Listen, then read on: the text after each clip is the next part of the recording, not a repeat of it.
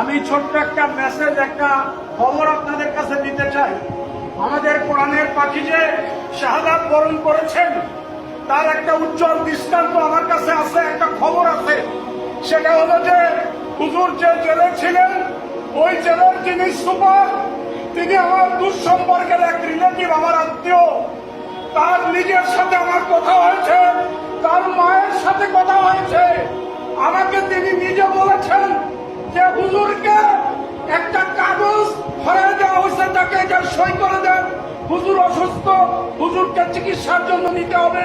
হুজুর তখন অসুস্থ ছিলেন না, চিকিৎসা করার মতো অবস্থা তার তখন ছিল না।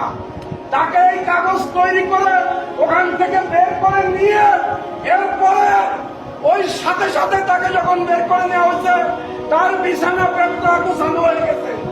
এইটা গুছাইছে, গুছানোর পরে ওই ব্যক্তি তার মাকে বলেছে, তার মা আমাকে বলেছেন যে আমার ছেলে বালিশে মুখ গুজে টুকরে কেঁদেছেন বাইরে আসে, অর্থাৎ হুজুরকে বিদায় দেওয়া হয়েছে চিরজীবনের মতো এই জেলখানা থেকে। তার মানে পরিকল্পিতভাবে হুজুরকে হত্যা